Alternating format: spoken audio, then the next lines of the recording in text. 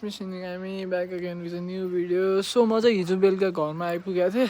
अब चाहिँ हामी चाहिँ एकछिनमा 84मा जानुपर्ने हुन्छ। सो मलाई पनि थाहा छैन है के कस्तो हुन्छ भने 84मा म पनि फर्स्ट टाइम जान लागेको हो।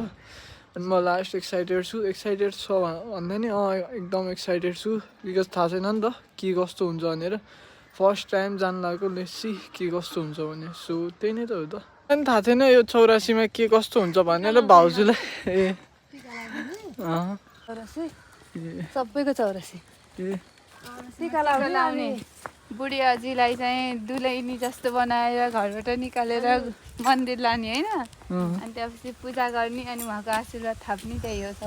त्यही हो दुबाको माला लाउने एकदम राम्रो हुन्छ नि आशीर्वाद लिनु दिनु हो क्या बाबु। एकदम मेन पितृहरू अब जम्मै अब होइन एकदम खुसी भएर अनि अब जुन 84 लाउनुभएको अब अझै हुनुहुन्छ नि हाम्रो अब उहाँकोबाट आशीर्वाद लियौँ भने हामीले चाहिँ अब जिउ सबै पुग्छ भनौँ न। उहाँको आशीर्वाद त्यति ठुलो हुन्छ क्या आजको चाहिँ। ल ठिक छ। भाउजूले र आन्टीले चाहिँ आइडिया दिइसक्नु भयो। हजुर किन्ने छैन त्यो त। सो अब भाउजूले र आन्टीले चाहिँ आइडिया दिइसक्नु भयो हामीलाई के कस्तो हुन्छ भनेर 84मा। अब जाम डाइरेक्टली गएर त्यहाँ गएर हेरौँ।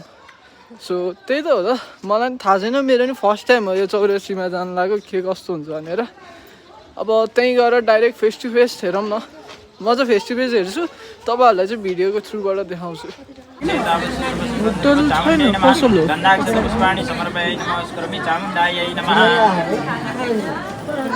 असिताङ्ग भैरवै आगच्छतावः सूत्रपुष्पप्रसन्नः असिताङ्ग भैरवाय नमः गन्धाक्षत पुष्पाणि समर्पयामि नमस्करोमि।